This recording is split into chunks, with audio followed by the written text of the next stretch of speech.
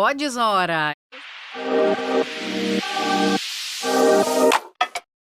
Esse é um programa de podcast para inspirar você a tomar a melhor decisão da sua vida, que é empreender, multiplicar e escalar o seu negócio na área da educação.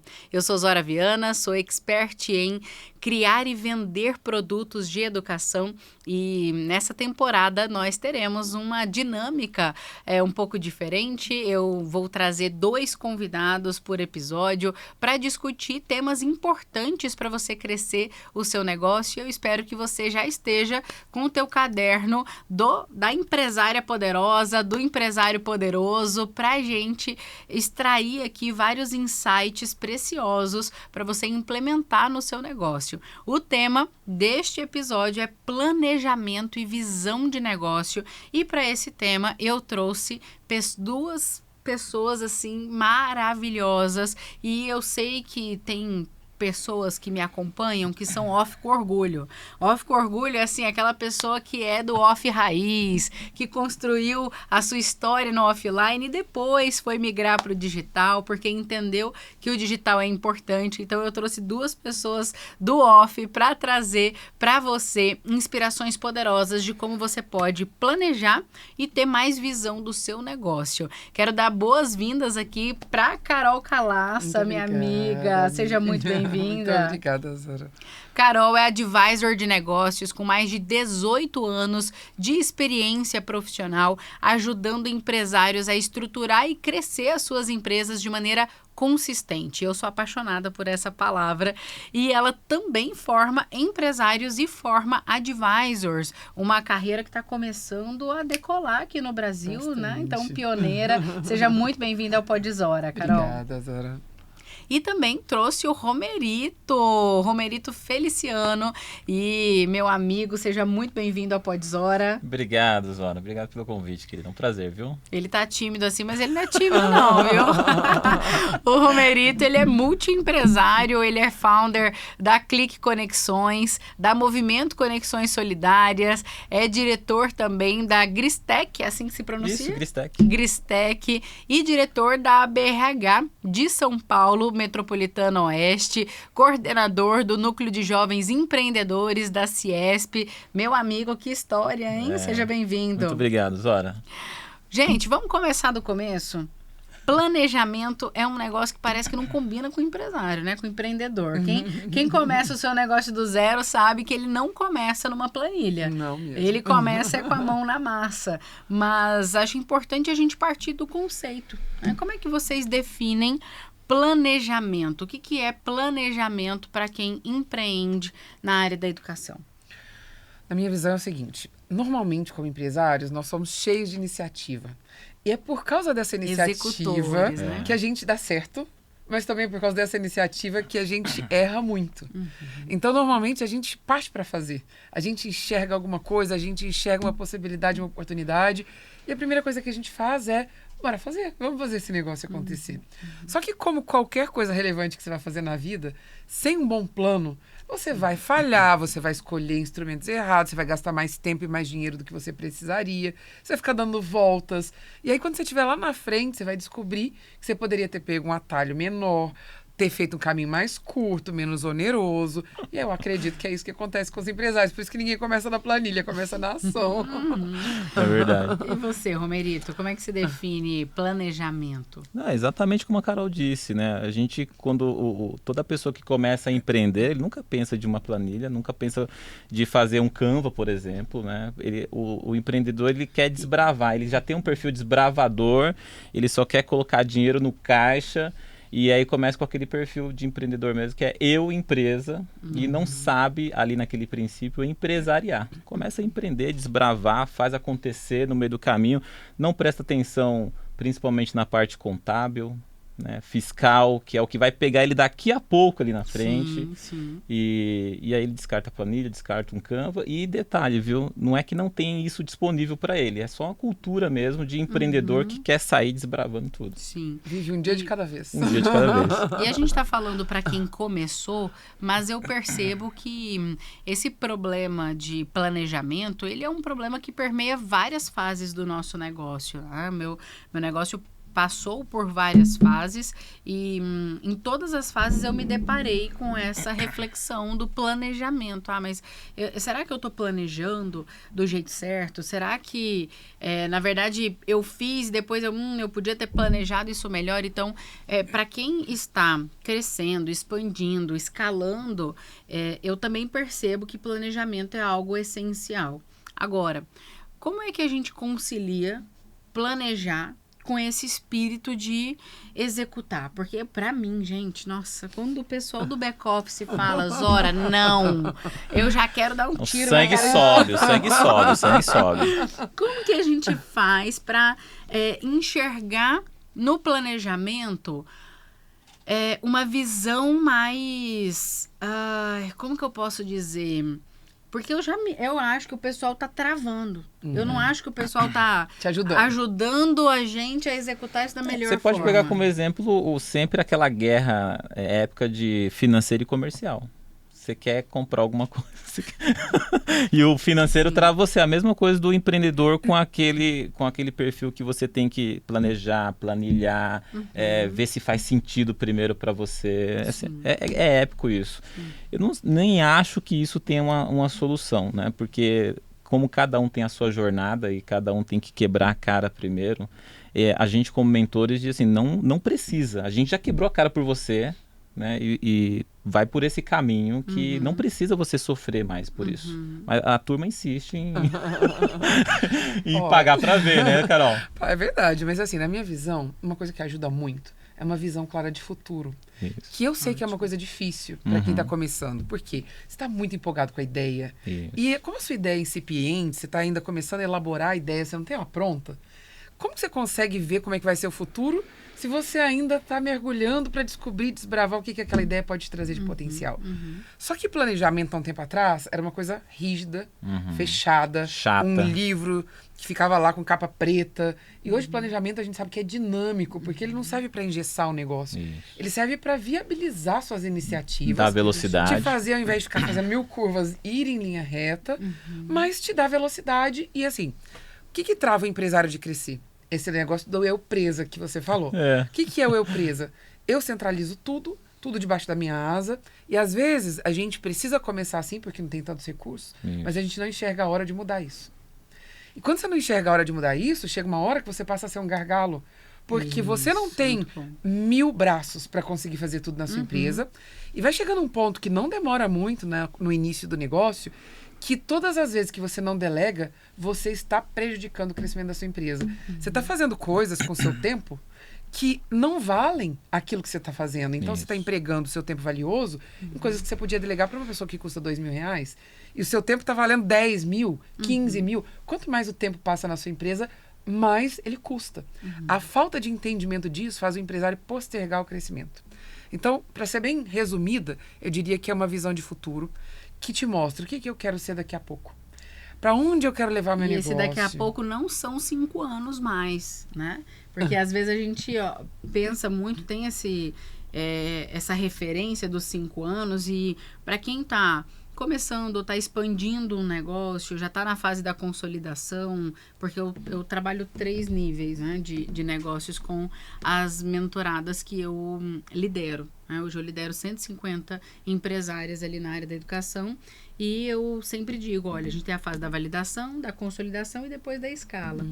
Só que se você não para de tornar você o gargalo da sua empresa, você não passa para a consolidação. Perfeito. Né? Porque a consolidação é delegar. Isso. E ela pode acontecer em 10 anos, ela pode acontecer em meio ano.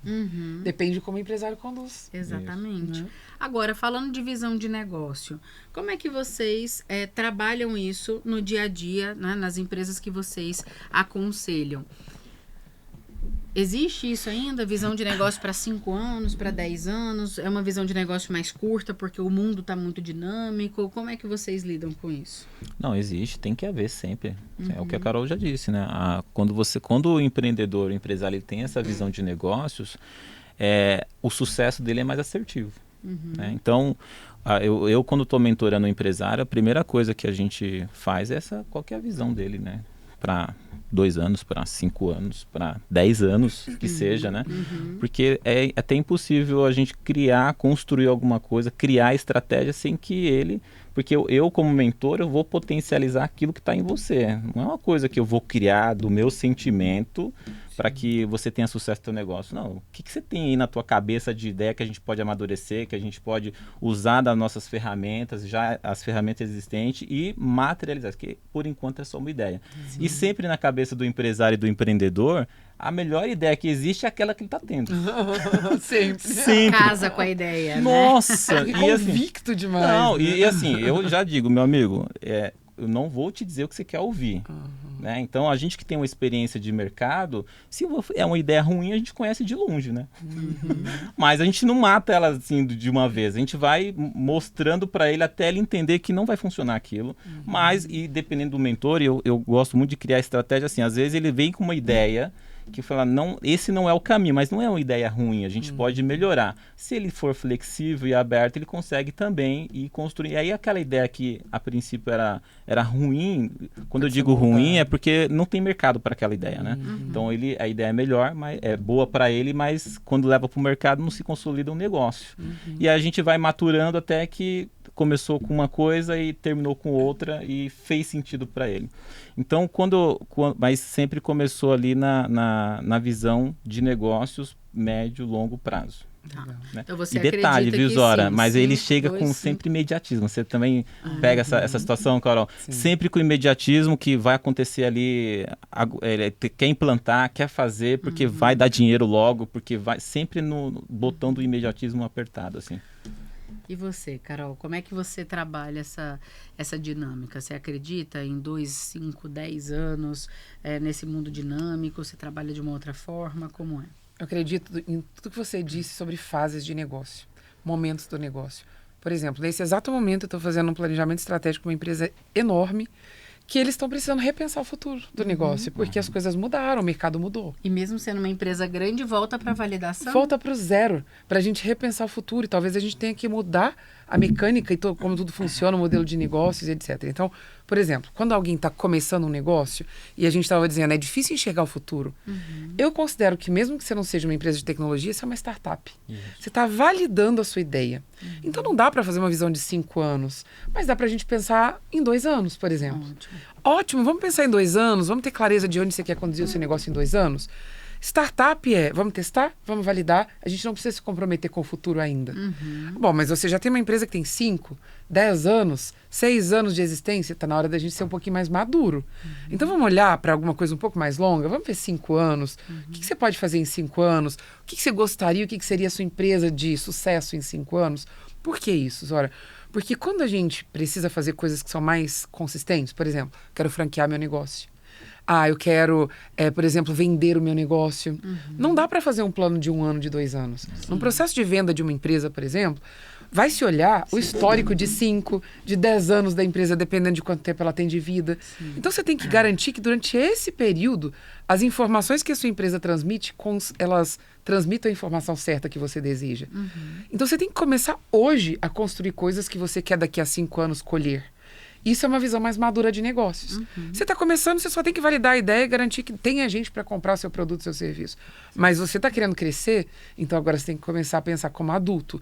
Opa, agora você quer fazer a sua empresa se multiplicar. Você já tem muito tempo, você está querendo expandir, sei lá, internacionalizar. Agora é hora de você ter uma visão de 10 anos, talvez.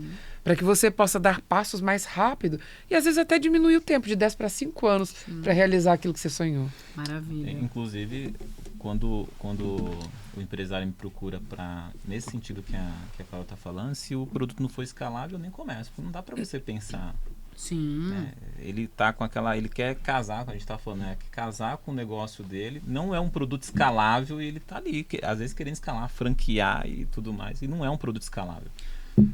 E de maneira prática, como é que vocês diferenciam meta de visão? Porque eu vejo muito uma confusão em relação a isso.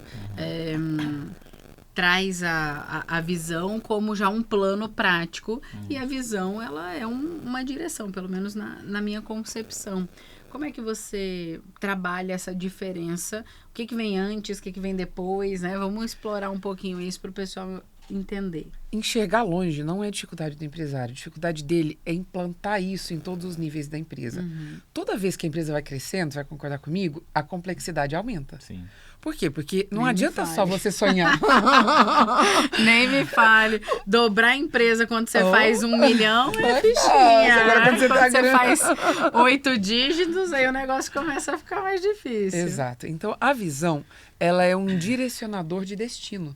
Ela significa sucesso para mim em alguns anos, significa isso. Não necessariamente todo mundo que trabalha na sua empresa precisa enxergar tão longe. Tem pessoas E que nem, trabalham e nem alcança, né? e nem precisa alcançar, porque às vezes isso vai ser um desvio de foco. Sim. Se essas pessoas começarem a se preocupar com o crescimento lá na frente, elas não vão executar as coisas que vão levar ao crescimento agora. Exato. Então, diretrizes estratégicas vêm da visão. A visão, que é onde eu quero chegar, o que vai ser sucesso para o meu negócio, precisa se transformar em diretrizes estratégicas. Que diretrizes são essas? Como a gente vai crescer? O que a gente vai priorizar? Existem várias formas diferentes de crescer. Estratégia é saber que existem caminhos distintos. Vários deles poderiam me levar ao resultado que eu quero, mas não escolher é uma escolha péssima. Eu preciso escolher um caminho, olhando para todas as possibilidades, e ter Validar. convicção de que, opa, esse é o caminho que eu vou seguir, mesmo tendo outras possibilidades. Porque ficar pulando de caminho em caminho, em possibilidades, é um desvio de recursos, de tempo, de energia. Então, assim, eu sei que tem várias formas de chegar onde eu quero, mas eu escolhi uma. E agora eu vou descer isso. Aí vem os objetivos estratégicos, que são validados a partir das diretrizes, então as metas. Pensa na empresa num triângulo. Existe o corpo estratégico da empresa, que são os sócios, os diretores. Depois você tem o corpo tático da empresa, que são os gestores, os supervisores. E depois você tem os executores. Executores têm que ter visão de curto prazo. O corpo médio ali tem que ter uma visão média para entender esse ano que vem. E quem está lá em cima tem que chegar daqui a 5 anos, daqui a 10 anos para Perfeito. conduzir tudo isso. Maravilha. E se vocês, ora, se a gente falando de um público do pessoal que está começando negócio ou que já começou, isso que a Carol falou é fundamental. E eles não usam. Não usam isso. Não sabem nem como funciona isso. É porque muitas vezes eles estão... E eu vou traduzir o pessoal que está acompanhando em casa. Ah, Zora, mas e se eu tô... eu presa mais fornecedor? Então, eu sou os 3 e eu ainda tenho que delegar para freelancer, para fornecedor, para prestador de serviço. Então, eu tenho, traduzindo o triângulo que a Carol trouxe aqui, eu tenho um triângulo que são os meus fornecedores, prestadores de serviço, né? Você também está aqui, porque você faz muito operacional também. A gente tem o tático, que é, né, essa leitura que ela fez do... qual é o meu plano daqui 6 meses? Então, você tem um planejamento do ano. Eu bato muito nessa tecla Isso. com todas as minhas mentoradas. Qual o plano desse ano? Tá? E o plano dali para frente. Então, você vai precisar coordenar a tua agenda para você ser os 3. Né? Até você chegar na fase, e eu sou uma entusiasta da contratação. Eu acredito muito que os negócios crescem quando a gente contrata, quando a Trata gente certo, né? contrata certo, exato. Mas é importante você ter a visão que não é porque você é o presa, que eu acho que é isso que você, né, começou a introduzir. Isso. Que você é o presa, que você não tem que passar pelos 3 estágios, porque existe essa mentalidade. Tem. Eu vou esperar crescer para trabalhar os 3 níveis. E a Carol falou bem, é que esse empreendedor ou empresário que está nessa fase, ele já tem clareza disso. Só que ele não escolhe. Sim. Ele não escolhe aquilo, ele vai pelo modo mais prático, mais rápido de ter resultado. Mas eu acredito uma coisa também, né? Mesmo o empreendedor, se ele tiver clareza, pelo menos, de que ele cresce a empresa dele de forma desorganizada, mas chega a um ponto que ele começa a delegar, para mim, ele cresce e desorganiza, obviamente, né? Então, e organiza, mas ele não. Ele até um ponto chega a contratar nós, né? Mas ele já está muito lá na frente, todo desorganizado, enfim, vários pontos da empresa para resolver, para continuar crescendo, porque quando ele começou o negócio, ninguém começa negócio pensando, eu vou ficar só até aqui. Todo mundo pensa em escalar, mas sempre está com a mente lá no sonho, quando for grande, quando eu tiver 50 franquias, 100 franquias, e ele esquece aqui da parte que a Carol estava dizendo aqui, que é da parte executora ainda. Então, assim, começa executando, cresce, você vai desorganizar. Toda empresa que cresce, e aí de uma forma rápida ela desorganiza, não tem como. Você está dizendo aí, todo mundo pensa em escalar, mas na verdade não é todo mundo, né? Eu acho que tem um grupo, Tô generalizando, todo mundo que ele convive. Eu acredito em 2 grupos. Tem quem começa a empreender porque quer escalar, quer enriquecer, quer gerar impacto no mundo. Sim. E tem o grupo que começa a empreender para ter liberdade. Isso. E aí, só que ele, de repente, é picado, né? Pelo bichinho do empreendedorismo. E aí, isso vai caminhando. Agora, eu percebo que o planejamento estratégico, ele traz ordem. Né? E eu queria introduzir um pouco isso aqui para a gente debater. Porque a ordem, ela é importante para o crescimento. Se uma criança precisa de rotina, imagina o empreendedor, imagina a empreendedora. Então, quais são os primeiros passos? Vamos imaginar assim, ó, uma empreendedora que já faz de 6 a 7 dígitos ao ano, tá? É uma empresária na área da educação, então ela já faz de 6 a 7 dígitos e ela nunca fez um planejamento estratégico. O que é isso, né? Planejamento estratégico. Principalmente quem sempre foi prestadora de serviço e aí decidiu empreender, cresceu e né? Ela não tem a cultura, porque quem tem, nós que temos a cultura organizacional, trabalhamos CLT ou trabalhamos dentro de empresa, isso meio que fica no nosso DNA. Quem nunca viveu isso não tem a menor ideia que isso existe. Exato. Então eu queria que vocês partissem desse pressuposto, tá? E que a gente bolasse agora um checklist. Quais são os primeiros passos para fazer um planejamento estratégico suficiente? Não é nada de outro mundo, mas também não é só definir as metas de final de ano, né? Sabe aquelas metas da virada de ano? Que é não como é a maioria dos empresários planeja. Ele começa do lugar errado. Sim. Isso é péssimo. Sabe por quê? É melhor ter um plano do que não ter? Depende. É péssimo ter um plano ruim. Sim. Porque o tamanho do crescimento da sua empresa, ele é do tamanho da sua capacidade de enxergar. Sim. Se você começa do lado errado, Nossa, você... repete essa frase, gente. Anota essa frase, porque isso aqui mudou minha vida. É isso mesmo. O ritmo de crescimento de uma empresa é determinado pela sua capacidade de enxergar como empresário. Isso. Se você já começa fazendo seu plano limitado, porque você está começando daquilo que você tem de possibilidade de execução, você já está começando a fazer um plano pequeno. De recursos, né? Dos recursos que você tem. Porque assim, ninguém cresce 5 vezes, 10 vezes no período fazendo aquilo que já faz. Para você crescer 5 vezes, 10 vezes, você precisa parar de fazer alguma coisa que você faz e passar a fazer uma coisa que você nunca fez. Isso. Impossível. Fazendo uma projeção, né, matemática, você crescer 10 vezes mais fazendo a mesmíssima coisa que você sempre fez. Você vai ter que mudar alguma coisa. Então, a gente não começa do plano de execução. A gente começa da idealização do projeto, do sonho. É de lá, porque sonho não tem limite. Sonho pode ser 10 vezes, 30 vezes, 50 vezes. Você não precisa limitá-lo. E é do sonho que a gente começa a construir as possibilidades, e não das possibilidades construir o sonho. E é o Você combustível. concorda? Absoluto. E é o combustível. Porque se ele parte dele do recurso que ele tem, vai travar, não vai sair do canto. Agora, se ele tem lá, o sonho é limitado. Até porque dinheiro não sobra, Não né, sobra. gente? Não, e, às vezes sobra, ele nem tem, às vezes, para começar. Ele já se limita por aí. Quantos você não já ouviu falar, não vou começar esse negócio? Você sabe que a pessoa tem potencial, mas não vou começar esse negócio porque eu não tenho dinheiro para isso. Né? Não tenho... Eu escuto muito, eu não tenho dinheiro para investir no tráfego. Nossa. Né? Mas eu escuto bastante isso. E aí você pergunta, mas o que seria de investimento? Ela também não sabe. Então, coloca um limitador ali, mas não sabe o quanto que ela teria que investir. Eu quero abrir um novo negócio, eu quero abrir uma nova unidade. Não tem noção do quanto que ela teria que investir ali. Mas é caro, mas é muito dinheiro. Né? Eu não tenho dinheiro para isso agora. Mas quanto que seria? Não, eu queria abrir um negócio, Romerito. Tá bom.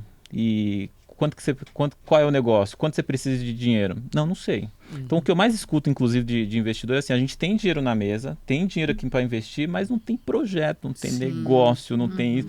E é até uma missão que a gente tem de aproximar essas ideias de quem tem dinheiro para potencializar, né? É isso que você falou, muito importante, porque às vezes, quase sempre, o empresário acha que o que falta para ele crescer é dinheiro. É dinheiro. E aí eu sempre falo, se você receber esse dinheiro agora, você vai fazer o que com esse dinheiro? E que não deixa de ser uma verdade, né? Você vai precisar do dinheiro, mas em qual momento, né? Sim, e para fazer o quê? Porque assim, se eu te der um caminhão de dinheiro agora e você não souber exatamente onde empregar esse dinheiro ao invés de ser uma bênção, vai ser um fardo para você. Não é o dinheiro, na maioria das vezes, que está faltando para expandir. Não é. É visão de crescimento. Isso. É entendimento da rota que você tem que seguir para crescer.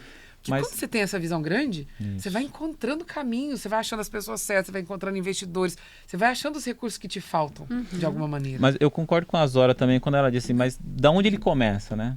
Uhum. Qual o primeiro passo que ele tem que dar para se o que não falta é dinheiro, o que não falta é ideia, eu tenho ideia, você tem o dinheiro, e por onde eu começo então? Por onde você acha que começa, assim, na sua primeira visão? Eu penso que ele tem que começar pelo planejamento mesmo, né? Mínimo, assim, ó, eu tenho um negócio que é X e ele resolve uma dor Y, tá? Eu não sei como que eu vou levar essa solução para aquele público que está precisando. Tecnicamente, eu não sei se é certo, mas eu sempre comecei meus planejamentos do faturamento. Não, tá Porque eu errado. sou meio doida. Tá Eu sou errado meio por um doida. Eu sou motivo. empreendedora Não, raiz. tá errado, Tesoura, por um motivo. Porque quando você começa do faturamento, você tá fazendo essa projeção que eu falei de agora. Sim. Mas eu sou Mas essa certamente pessoa, ela né? teve outras pessoas que complementaram com a É, visão que era provavelmente. necessária. É, lógico, mas eu sempre começo do financeiro. Então, assim, se tá errado, começa de onde? Vamos começar a bolar um passo a Não, já passo começa aqui. assim, não é certo ou errado, né? É porque assim... Não, mas eu acho tem um ótimo pa- tá errado. Eu tô falando rasgado porque tá errado. Tem um pacotinho É porque assim, ó, o que acontece? Até pra contextualizar um pouco. Eu comecei o meu negócio, ele não começou de uma ideia, ele começou de um serviço. Sim. Tá? E quando a gente começa, e eu tô fazendo muito papel como se as minhas seguidoras estivessem aqui. Eu tô traduzindo elas. Perfeito. Porque a história delas é muito parecida com a minha. Quando a gente começa com um serviço, primeiro que você nem imagina que dá pra fazer 100 mil num ano. É. Aí, de repente, você faz 100 mil no ano. E aí, por que eu fiz esse resultado? E eu sempre olhei, porque isso é uma vantagem competitiva que eu tenho em relação, né, à maioria das minhas seguidoras, porque elas não olham. O dinheiro vai... Eu não sei o que acontece com elas, mas o dinheiro vai entrando, elas vão pagando e Vai sumindo. e vai sumindo, e vai indo. Eu sei né? bem como é que funciona. E eu, por ter tido uma educação financeira familiar, por ter trabalhado CLT e tinha essa cultura de orçamento, de dar satisfação e tal, então eu sempre olhei. Aí, e a minha cabeça, ela funciona assim, ó. Se eu fiz 100, eu faço 500. Se eu fiz 500, eu faço 1. Se eu fiz 1, eu faço 5. E Se eu isso fiz tá cinco- super certo, Isso. Na minha maravilhoso. cabeça é Quem assim. dera se fossem todos assim, né? E aí, mas eu vou trazer um ponto para vocês me ajudarem, e eu tenho certeza que vai ajudar a audiência, que é o seguinte. Quando eu comecei, até chegar em 8 dígitos, foi assim. Agora, para chegar em 8, para Subir continuar 9. crescendo, né, em 8 e chegar em 9, já não dá mais. Eu já percebi que não dá mais. Para partir do financeiro. Tem que partir de outra coisa. Que eu não sei qual Eu é não sei ainda. o que é. Que na verdade eu criei esse pô de Zora pra mim. Super intencional. Né? Mas brincadeiras à parte, vamos tentar extrair um passo a passo básico Tá. para quem tá querendo sair de 6 dígitos para 7 dígitos. Ok. Cada nível de empresa é um nível de estrutura que você precisa. E como eu trabalho com muita gente de digital, que fatura e vai mudando de patamar de faturamento, quando você chega lá, por exemplo, nos 10 milhões é uma coisa, 1 milhão de faturamento é uma coisa, 10 milhões de faturamento é outra coisa, 30 milhões é outra coisa, 50 milhões é outra São empresas diferentes. outro São tipo de empresas diferentes, gente. É impressionante. Inclusive quando é serviço e é produto. Também muito. muda. Também. Mas principalmente o que eu queria dizer é faturamento e lucratividade, quando eu falo tá errado, não é que tá errado olhar isso. Isso é um dos itens. Sim. Mas o que garante o faturamento, que é o que está na ponta da língua de todo empresário? Quero faturar tanto, quero lucrar tanto. O que você vai fazer mercadologicamente para isso acontecer? Então, como você vai mudar aquilo que você faz no mercado ou expandir aquilo que você faz de tal forma que você possa atrair mais pessoas interessadas em comprar de você? Isso é a chave da estratégia de crescimento, porque você pode colocar na sua planilha que você vai fazer 10 vezes mais resultado, mas como? Você tem que dominar uma chavinha do crescimento, que é a capacidade de gerar demanda. E muita gente não tem no seu negócio essa chavinha da demanda. A pessoa fica lá cheia de ideias, mas ela não sabe exatamente o que fazer para gerar mais demanda. O que faz um negócio crescer do ritmo que você quiser. Eu sei o que fazer para gerar mais demanda. Eu sei que se eu fizer mais 10 vezes isso, eu vou gerar mais 20 vezes aquilo. Este conhecimento é o que gera poder para o empresário para a escala. E muita gente não tem nem ideia disso. Mas segundo, além disso, primeiro, faturamento, lucratividade. Segundo, como eu vou ter a chavinha da demanda. Terceiro, o que eu tenho que estruturar na minha empresa para conseguir fazer isso? Porque, às vezes, faturar mais e crescer pode ser péssimo para o seu negócio. Você pode quebrar uma empresa faturando e crescendo rápido. Porque você não tem estrutura para entregar. Então, você vai usar da credibilidade que você tem para atrair uma primeira demanda e você vai frustrar essas pessoas mais quentes que poderiam comprar de você. Então, saber fazer isso na dosagem certa, o que determina a dosagem certa? A estrutura que eu tenho. E muita gente não tem a visão de como criar essa estrutura compatível com a chavinha da demanda ali. Isso que a Carol falou é fundamental para a gente pensar planejamento, porque existem 4 pilares dentro da metodologia que nós ensinamos dentro do Diamonds, que é uma aceleradora de negócios de educação. A gente trabalha 4 pilares: produto escalável, marketing, vendas e gestão. E marketing está muito atrelado a gerar demanda, porque eu não acredito num marketing para posicionamento, para seguidores, para ser influente. Um negócio que está em período de rampagem, que está na transição de 6 dígitos para 7 dígitos, por exemplo, não tem que se preocupar com esses elementos, na minha opinião. Na minha também. E aí, eu trabalho muito essa questão da demanda. Por quê? Porque a maioria, né, que chega para mim vende bem, mas vende ou no off, né, ou não faz investimento de geração de demanda. O que nós estamos falando de geração de demanda? É você ser capaz de gerar uma audiência qualificada, interessada no seu produto. Se você não gera essa demanda, seja online, seja offline, como é que você vai crescer? Não tem como você querer vender 20 e ter 20 procuras. 100% de conversão, isso não existe. E aí tá a chave do crescimento. Exato. Capacidade de geração e de domínio dessa demanda. Também. E de controle. Exato. Porque tem muita gente que é anti-tráfego pago. E isso não te ajuda em nada, porque o tráfego pago, ele é um dos elementos dessa chave da demanda, porque você controla, embora você tenha que investir no Facebook, em outras mídias, você é capaz ali de ter uma visão mais clara de quantas pessoas vão me ver. E a partir dessa quantidade de pessoas que me veem, eu consigo prever um potencial de X fechamentos. Agora, pensando nessa dinâmica de geração de demanda e também de qualidade de entrega, qual que é o gargalo que você enxerga, por exemplo, em empresas que estão saindo de 6 para 7 dígitos, por exemplo?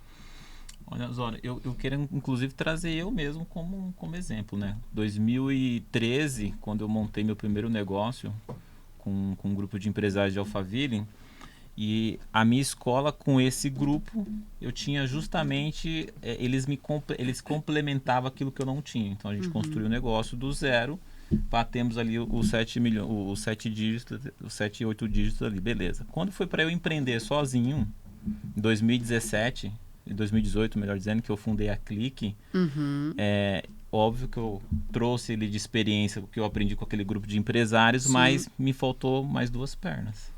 Entendeu? Porque a minha praia é justamente o que a Carol disse, assim, eu sou o cara que dá a vida ao produto, que vou potencializar ali, levar para o mercado, entender que o que o cliente precisa, o que eu preciso aperfeiçoar. É o doido. Entendeu? Todo negócio. Tem que ter um doido, né? Porque eu sempre falo, todo negócio é composto por um doido, por um organizado e por um tecnológico, e né? faltou o olhar pro financeiro. Então, o meu perfil de empreendedor é mais aquele de apaixonado mesmo. Eu sei que vai resolver teu problema e eu sei que eu vou ganhar dinheiro e tá bom, mas resolveu o teu problema? Posso contribuir mais? Vou melhorar mais? Então, quando eu montei meu próprio negócio, eu não tinha esses braços, não. Mas como eu tinha um produto bom, conheci de mercado, tinha bom relacionamento, o negócio deu certo. E agora, quem é que cuida da parte financeira, principalmente? Porque é esse gargalo aí. Eu tinha a solução, mas não adiantava só eu ter o conhecimento de mercado, o produto bom, o meu produto resolver um problema, porque em algum momento o gargalo ia ser alguém que olhasse com estratégia, a inteligência financeira do negócio, melhor dizendo. Né? Eu não tive essa inteligência financeira a princípio, por mais que eu tive na experiência anterior, eu tinha toda a estrutura. Até que eu nem me preocupava com isso. E a gente bateu 7 dígitos ali em 2 anos. Olha só. Né? Depois que eu trouxe para me complementar esse, que eu entendi também rápido, um empreendedor que quer ter sucesso ali na sua jornada, o empresário, ele precisa errar rápido, né? Então eu tive essa sorte. Corrigir rápido. E eu assim que eu percebi que eu não ia conseguir ter o mesmo sucesso que eu tive anteriormente, eu falei, não, peraí, que tá me faltando. Eu me fiz perguntas. E aí, gargalos era esse. Eu precisava de gente que tinha habilidades que eu não tinha, e eu trouxe para o negócio, mas também eu fui buscar no Romerito mais autodesenvolvimento, autoconhecimento, porque não era também, por exemplo, eu trouxe para o meu negócio o presidente do CRC, 2 caras formados em Harvard. Eu falei, Romerito, agora você tem que por causa caminhar, por causa do relacionamento, e às vezes a gente nem acredita que, caraca, eu trouxe todo mundo. Agora, eu sabia que o negócio ia acontecer e eu tive que também correr para dentro do Romerito e consertar algumas coisinhas, porque senão não ia ser mais o problema o dinheiro ou o olhar financeiro, ia ser o problema o Romerito, que ia. E detalhe, gente, se você não olhar para dentro mesmo, entender quais são os problemas que às vezes estão ali, nem você sabe, você quebra teu negócio. É isso mesmo. Emocionalmente falando. Né? Onde estão os problemas e onde você é melhor. Exato. Então, isso, por exemplo, mudou muito o nosso jogo. Isso. Quando eu comecei a ficar na cadeira, que eu tenho mais expertise. Na Clique, nós éramos um tripé. Eu era o cara que era do mercado, ia pro mercado fazer relacionamento, trazia o negócio para dentro de casa. Aí tinha o meu outro sócio, que era o cara operacional, que ele o que eu vendia, ele entregava. Perfeito. E tinha outro cara, que era a inteligência financeira. Os 3 dominavam a área que estava ali atuando, né? Isso daí que ele tá falando, eu acho muito importante, que era o 4º pilar que eu ia falar, né? Eu falei do primeiro pilar, que é o quanto eu quero faturar, quanto eu quero lucrar. O segundo pilar, como é que eu vou gerar a demanda, ter a chavinha da demanda. Terceiro pilar, quanto que eu preciso me estruturar dentro e quais são as prioridades de estruturação para que eu possa entregar aquela demanda que eu tô querendo gerar naquele volume. E por último, preparação interna. Preparação interna é eu, como empresário, o que eu preciso dominar e saber? Eu não consigo saber tudo. Não consegue. Eu nunca vou ficar ótima em tudo. Eu tenho um perfil meu, coisas que eu tenho facilidade. Você falou, meu negócio cresceu pra caramba quando eu fiquei no lugar certo, na cadeira certa. Ter essa noção é muito fundamental. Mas também ter a noção seguinte, eu não preciso aprender tudo. A maioria das coisas que eu não sei, eu posso contratar. Eu até defendo, Zora, que você nem tem que ser ótimo em gestão para ser dono de um negócio. Gestor você contrata. Você tem que ser um bom CEO do seu negócio. Porque a maioria das pessoas fica tentando aprender. É mais difícil delegar, né? Não é? Ser CEO, né? O cara fica tentando aprender a ser gestor. Cara, não perde seu tempo, você não vai ser um bom gestor em tudo. Contrata gestores bons e vai ser CEO do seu negócio. É outro nível de atuação. E um adendo assim, ó, que foi inclusive um erro meu, que foi um gargalo nesse período aí, Zora e Carol. Eu, ao invés de delegar para um gestor que eu não tinha uma habilidade, eu terceirizava. Né? A diferença é que quando eu terceirizo, eu falo, isso não é problema meu. Você largava. Não, largava. Financeiro principalmente. Não quero saber, não quero saber de planilha. Eu confio em você, resolve aí. E aí deu ruim em algumas vezes. Então, quando você não precisa ser o especialista, você reconhece ali onde você é bom, que é fundamental para o crescimento do teu negócio, mas você não terceiriza isso, você delega. Você tem que ter ferramentas de acompanhamento para você entender que o que está sendo feito ali vai te levar para aquilo que você planejou lá no comecinho. Isso. Perfeito. Agora, eu percebo que a gente aprende muito com histórias. Tem alguma história de alguma empresa, de preferência da área da educação, mas não é uma regra, que vocês ou orientaram ou viveram de prejuízos em relação ao planejamento, ou como que o planejamento ajudou, né, a prosperar, que intervenção que o planejamento fez para aquilo progredir? Eu vou dar, enquanto vocês vão pensando aí, vou dar um exemplo nosso. Né? Que é tudo ao vivo mesmo, né? Ninguém combina nada, você podia ter trazido essa história pronta. Não, tem nada de pronto. Tem nada de pronto aqui. Aqui é na espontaneidade, que eu sou psicodramatista, tem que ser tudo espontâneo.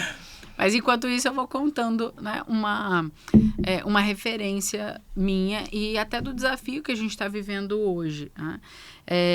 Como eu falei, eu sempre parto do faturamento, sempre parti do faturamento, até o ano passado.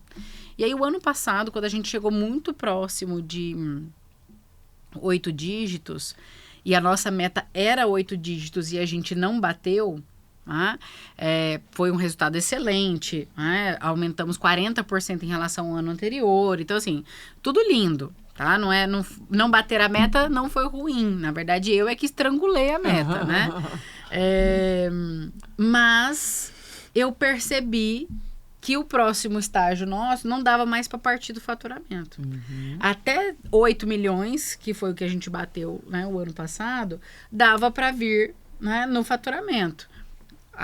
Eu quero 8 milhões, então o que eu tenho que fazer? Quanto de demanda eu tenho que gerar, quais produtos eu vou priorizar, quanto de conversão eu tenho que ter e como que eu tenho que entregar. Matemática boa, até 7 dígitos ali, até 8 milhões, para mim funcionou. Só que eu percebi já que não dava mais. E aí a gente entrou num processo de fazer um planejamento diferente. Um planejamento mais focado na visão. E com base nessa visão, como que a gente ia construir esse resultado já pensando mais no longo prazo. Como aqui na nossa audiência a gente prioriza quem está na transição de 6 para 7 dígitos, seria muito bom vocês compartilharem alguma história, algum episódio que vocês passaram que tirasse uma lição, né, para o pessoal. O que vocês poderiam compartilhar com a gente?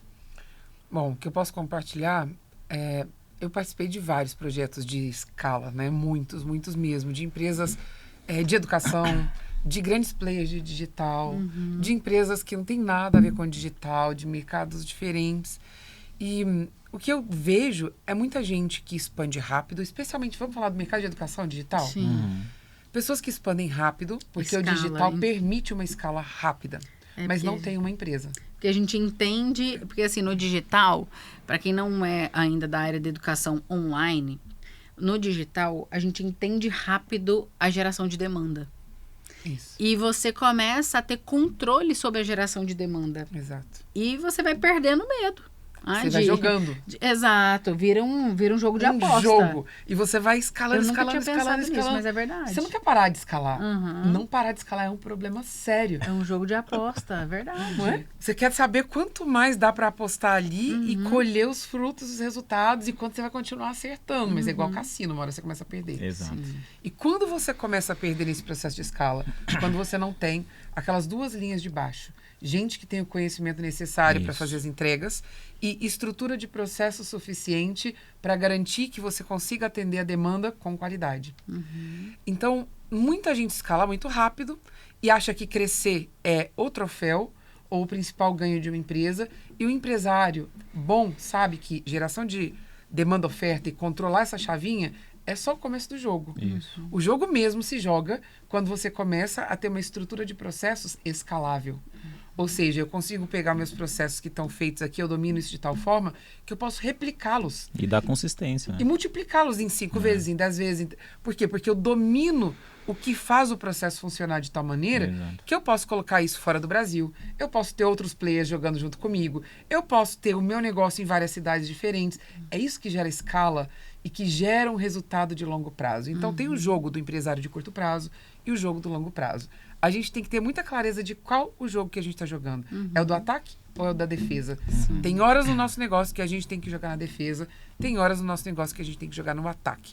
Então, eu não trouxe um case específico, porque eu tenho vários, mas o que eu posso te dizer é, quando o empresário normalmente descobre que ele não tem um negócio, ele só tem faturamento, ou ele está com burnout, ele não tem condições mais de cuidar da empresa dele, ou a empresa dele já está numa condição financeira que às vezes é irrecuperável. Para ele recuperar, ele vai ter que abrir mão de muita coisa e dar esses passos para trás. Dói muito. E muitas vezes você não tem uma empresa, você tem um produto, né? Exato. Isso acontece bastante no mercado da educação, especialmente no digital. Você não tem uma empresa, você tem um produto que você vende através da sua imagem. É muito diferente de ter uma empresa. Né? Exatamente. Ou a pessoa está perdendo o casamento dela. Então, assim, quando a gente começa lá e faz um plano, além da pessoa começar a ter controle daquilo que vai acontecer e não deixar Deus dará, deixar a vida me levar, também tem um alívio. A pessoa fala, nossa, cara, eu não sei nem mais o que fazer com o meu tempo. Por quê? Porque ela começa a sobrar tempo. Sim. Mas sobrar tempo de uma maneira que antes ela sobrava para viajar, para fazer isso, fazer aquilo, mas ela estava delargando as coisas, nem estava vendo o que estava acontecendo ali embaixo. Começa a sobrar tempo e a empresa dela continua crescendo. Acho que essa é a grande beleza de poder crescer sabendo que você não vai ter que cair para crescer de novo. Você vai crescer, diminuir talvez o ritmo, mas de um jeito que você vai crescer, ao invés de cresce, despenca. É lindo, assim, né? A gente vê, assim, tanta obviedade, assim, né? Mas na prática... Na prática é desafiador. Essas duas linhas de baixo que você falou, que é o que mais falta nas empresas, assim. E empresas já consolidadas, assim, empresas que do off, inclusive, e você... Não é possível empresa com um porte desse, com esse nome de mercado, cometer esses erros, assim. E por quê, né, gente? Qual que é o gap? Porque a maioria sabe que tem que ser feito. Sim. Por que a gente resiste tanto a criar processo, a definir padrão, a treinar pessoas, a ter paciência da curva de aprendizagem? Porque não adianta você contratar 10 pessoas e achar que em um mês, uma semana, elas vão estar rampando. Não é assim, né? Osório, dos casos que eu assisto é sempre as cabeças que deixaram de evoluir e assim, até onde elas evoluíram, não delegaram também. Não delegaram. Então, imagina uma empresa já com estrutura, com aquele organograma bonitinho lá, né? E você... E o cabeça lá em cima parou de evoluir de alguma forma.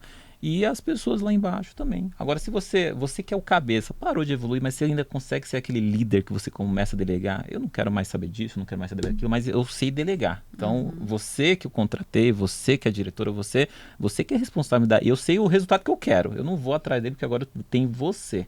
Aí, ok.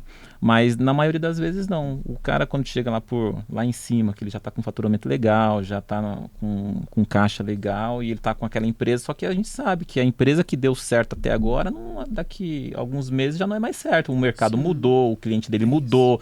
E se alguém não assistir isso de alguma forma, ele está ali já consolidado a cair, né, Carol? Eu concordo plenamente com o que você falou, e na minha visão é assim, o papel do dono da empresa, de ser o CEO da empresa, ele tem 3 funções. Só que ele não consegue exercer essas 3 funções se ele estiver ocupado com o operacional. Isso. E 99% dos donos das empresas estão ocupados com o operacional. O que você está falando, Carol? Bom, lá em cima a gente tem a visão de fora. O papel do CEO da empresa é olhar para fora. Para que ele consiga enxergar que o mar está mudando, sabe? O capitão lá do navio, quando ele coloca lá o binóculo, é porque ele quer ver se o vento está mudando, se o mar está mudando, se as ondas estão vindo do jeito certo, se ele tem que acelerar o navio. E muitas vezes o cara está lá tão ocupado com a entrega daquilo que ele já fez, porque se ele não trabalhar no negócio dele, aquilo que ele já vendeu não vai chegar na mão do cliente, que ele nem consegue fazer o negócio dele mudar o ritmo para ele chegar lá na frente. Então, a primeira coisa, conseguir ter essa leitura do mar, do vento, olhar para fora, ter fontes que possam trazer para ele informações relevantes para ele saber que ritmo colocar no negócio. Segundo, é ele conseguir olhar para dentro, para ele enxergar a estrutura dele. Às vezes, como dono do negócio, a gente é igual artista. A gente é tão apaixonado pelas pessoas que a gente contratou, pelo produto que a gente criou, pela estrutura que a gente tem, pela cultura que a gente desenvolveu, que a gente não está percebendo que aquilo foi. Aquilo já foi muito legal. Mas para aquilo que o mercado está pedindo agora, isso daqui precisa mudar. E as pessoas, eu percebi muito no nosso crescimento, as pessoas que trazem a gente para 6 dígitos não são as mesmas que vão levar para 7. Exato. E não são as mesmas que vão levar para 8, muito menos as mesmas que vão levar para 9 dígitos um dia. Porque não é todo mundo, principalmente quando a gente tem o poder da geração de demanda, que acompanha a velocidade que a gente faz o crescimento. Tem algumas pessoas que vão evoluindo junto com você, mas grande parte não evolui. Exato. E aceitar isso é muito complexo. De 6 para 7. Eu acho que de 7 para 8 vai ficando mais fácil. De 8 para 9, então, mais tranquilo ainda. Mas de 6 para 7, porque a gente se apega. Eu, pelo menos, sofri muito para fazer as demissões que eu precisei fazer para sair de 6 para 7 dígitos. Pois é. E aí, assim, não é só demitir e contratar novas pessoas, porque se eu tivesse me preparando lá atrás, talvez eu tivesse tido tempo para desenvolver essas pessoas para que elas pudessem ser as mesmas. Mas como eu tô lá no meu gap de entregar o que eu já fiz, às vezes eu não consigo antecipar esse processo de crescimento para ir desenvolvendo as pessoas que estão dentro, para que quando eu estiver lá nos 8, nos 9, elas possam conduzir isso junto comigo, né? E daí tem aquele último ponto que eu ia dizer, que é ser a ponte entre dentro e fora. Isso. Que é o que você faz super bem, né? O que é ser a ponte entre dentro e fora? Você é um facilitador daquilo que a sua empresa precisa e as pessoas que trabalham com você precisam. Exato. O que você tem que ter? Network. O que você tem que ter? Habilidades de costurar e de abrir portas, porque você vai abrindo as portas para as pessoas que vão realizar as coisas dentro da sua empresa. E você não fez nada disso. Você está lá no operacional, entregando o que já foi. Então, você não está nem olhando para fora. Então, você vai ser pego de calças curtas.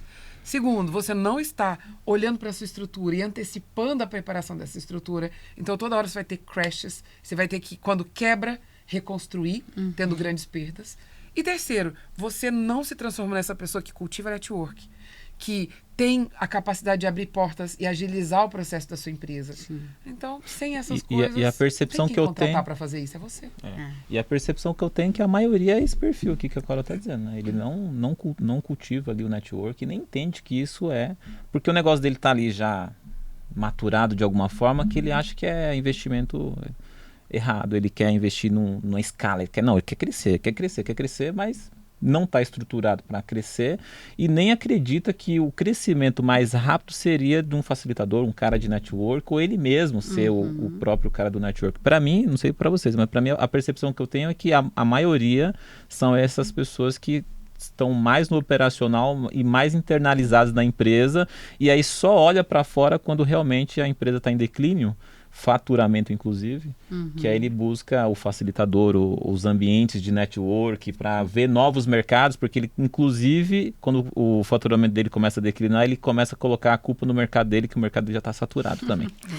Mas assim, até falando, eu dirijo 2 negócios de educação, dirijo a Faculdade de Expertise Digitais, a FEX Digital, que inclusive é uma das patrocinadoras dessa temporada do Podzora. Então, se você quer credenciar o seu curso no Ministério da Educação, como pós-graduação, MBA, tecnólogos, a gente está liderando o mercado aí de criação de tecnólogos personalizados. Se você quer implementar isso na sua empresa, é só você clicar no link que está aqui na descrição para você entender como é que você pode ter um curso, uma mentoria, uma consultoria reconhecido pelo MEC dentro do teu negócio.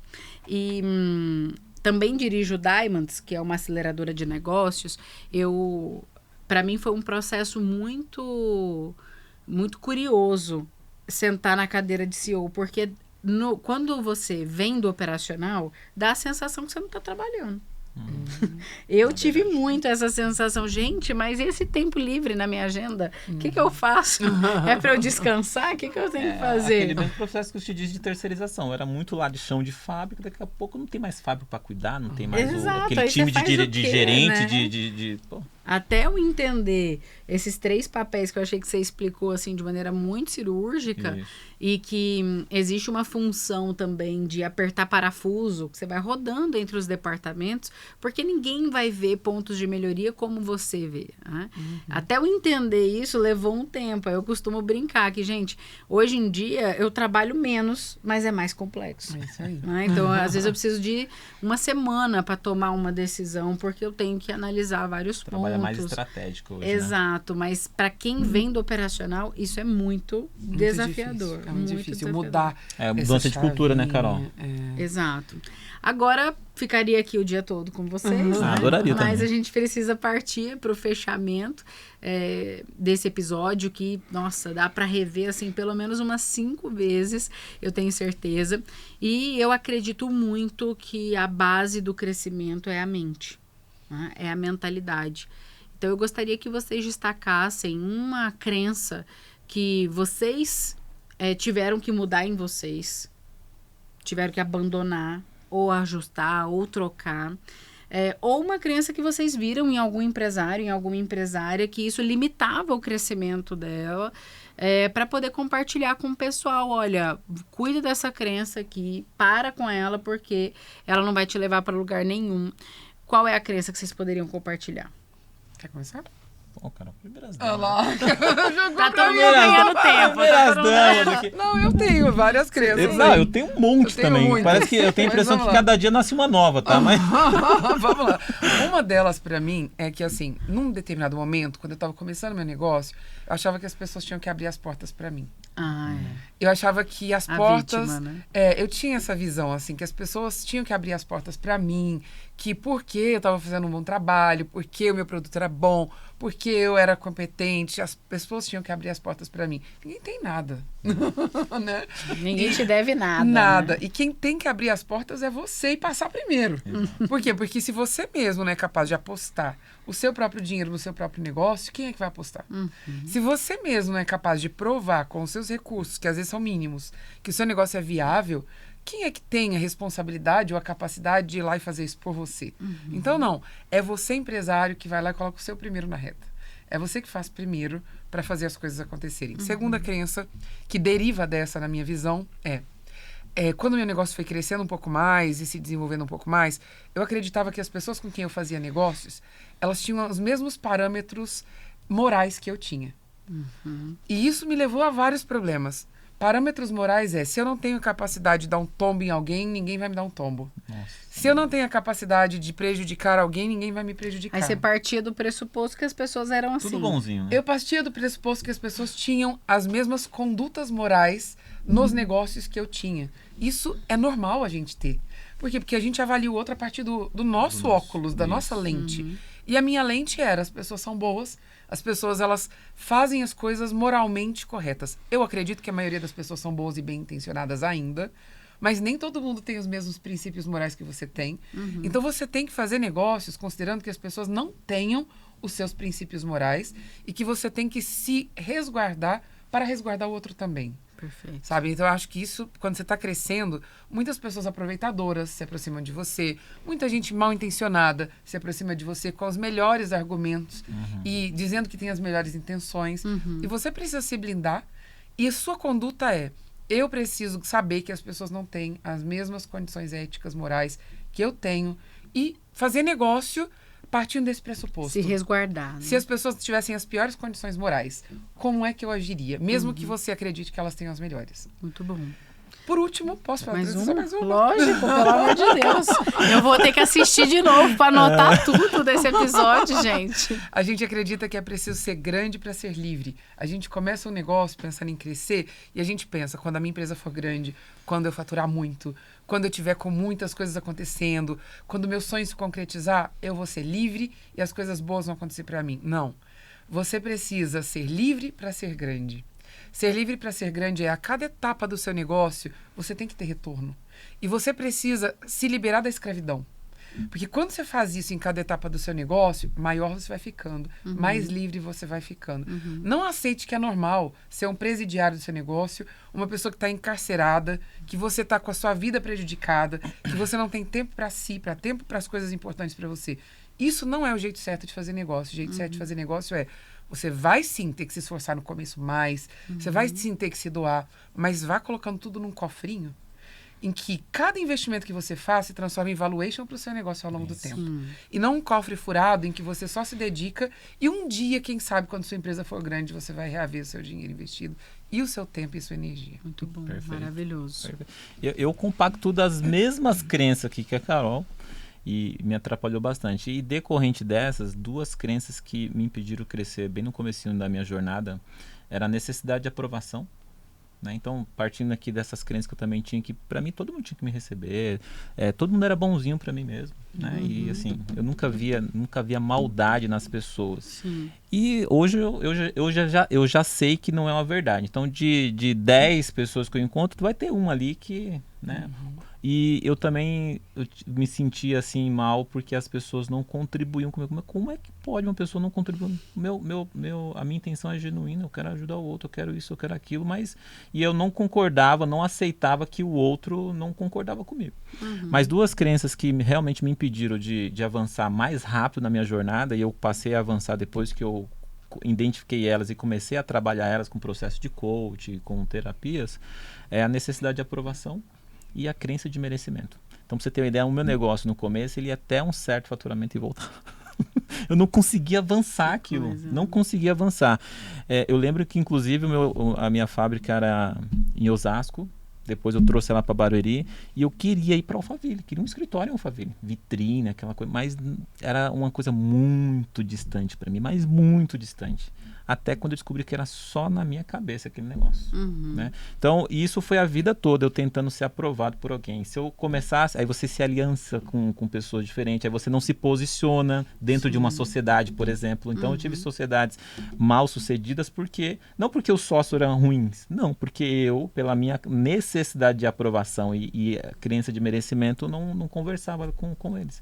Então, eu queria toda hora que você me aprovasse alguma coisa, enfim. E aí eu tive alguns contratempos com isso. Depois que eu identifiquei isso aí, não, beleza. Hoje eu sei que eu não tenho que ser aprovado, eu só tenho que ser o que eu sou, fazer o que tem que ser feito e o resultado vem naturalmente. Sim. E aí não inverter mais a ordem. Primeiro você tem que ser para ter. E eu tinha que ter primeiro. Para se ser sentir. aprovado. Para ser aprovado.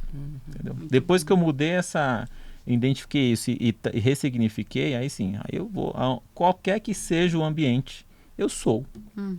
Sou. Se você vai aprovar ou não quero saber disso.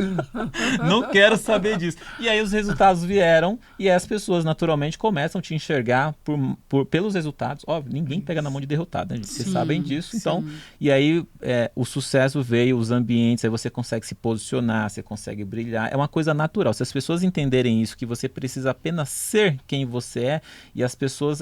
claro, você tem lá... O ambiente exige o posicionamento. A gente sabe disso. Vai lá na presidência da República, você não vai entrar lá como eu estou, por exemplo. Você tem que estar lá com um terninho, bonitinho. Mas não é sobre isso que eu estou dizendo, é sobre o interior seu. Você externalizar isso, não você criar um personagem para mostrar para a Zora, nem para a Carol quem você é. As pessoas estão assistindo, esse aqui é o Romerito. Puríssimo. Sim. Por isso. Então, e isso para negócios é perfeito, porque no mundo tão fantasiado como a gente vive, digitalmente ou off que seja, quanto mais natural você for, quanto mais você externalizar de você, e isso é comunicação, e a gente tem às vezes dificuldade de externalizar o seu verdadeiro eu, mas eu garanto para vocês, se vocês conseguirem externalizar o seu verdadeiro eu nos negócios, na hora de fechar negócios, traz credibilidade e sucesso. Muito bom. Eu vou compartilhar ao longo de toda a temporada uma crença minha para você também se inspirar. Imagino tanto, né? Oxe, é uma lista, eu tenho uma lista. Mas eu quero começar, e vai ao encontro, inclusive, do que eles trouxeram. Eu quero começar, não era nenhuma crença, eu não consegui chegar ainda na crença que me fazia me comportar dessa forma, mas era um comportamento. Eu sempre fui de vendas. A minha escola é vendas, eu transpiro comercial. E eu sempre fui muito resistente ao marketing. Então, tudo que era marketing eu resistia. Ai, não, estudar marketing. Ai, essas palavras. Ai, essas frases, clichês. Porque eu treinava operador de telemarketing quando ele iniciava para pedir doação. Então, assim, quem treina uma pessoa para pedir doação, treina qualquer coisa. Né? Então, a minha veia, ela é comercial. E eu não sei, eu ainda não descobri a crença por trás disso, mas eu sei o comportamento. Isso não me impediu, mas me atrasou muito a crescer. Porque em vendas, se você não gerar demanda, não tem demanda para fazer fechamento, né? Então isso me atrasou demais a crescer. E foi só quando eu rompi essa barreira que eu realmente consegui escalar o meu negócio, que já estava validado há muitos anos, né? Então, deixar essa crença aí para você pensar. E eu quero saber qual é o insight de R$100 mil que você teve desse episódio. Então, printa a tua tela ou tira uma foto, posta nos seus stories, marca a Carol, o Instagram tá aqui, marca o Romerito, me marca, que a gente quer ver qual foi o insight de R$100 mil que você tá tirando desse episódio, o insight 100K, que eu tenho certeza que vai trazer muito muita clareza, muita direção para você e para o seu negócio. Quero agradecer, muito obrigada pela presença de vocês. Um prazer, Zora. Muito obrigado pelo convite, viu? Obrigada. Espero que o primeiro de muitos que a gente possa fazer aqui no Podzora, que é um programa de podcast para inspirar você a tomar a melhor decisão da sua vida, que é crescer e multiplicar o seu negócio na área da educação. Seja sempre muito bem-vindo e se você gostou, compartilha com a sua amiga, dê de presente para ela esse episódio que eu tenho certeza que vai inspirá-la a se fortalecer e construir um planejamento e uma visão de negócio muito poderosa. E aí, vamos? Agir. Eu sabia que vocês iam esquecer. Vamos de novo. Eu tenho que falar, vamos! Ai, deixa eu fazer É de só novo. com a gente. Não, fica tranquilo, Carol, que os anteriores também não foram agir, mas a gente vai. Vou fazer o final. Eu tenho que criar uma plaquinha. Agir. Vou fazer o final. Ajuda nós aí, Bruna, vai. Vou fazer o final. Esse foi mais um Podzora para inspirar você a tomar a melhor decisão da sua vida, que é multiplicar, escalar o seu negócio na área da educação. Se você gostou desse episódio, dê de presente para uma amiga, para um amigo, manda no seu grupo aí do trabalho para inspirar todo mundo a fazer planejamento e ter mais visão de negócio. E aí, vamos? Agir! Até a próxima.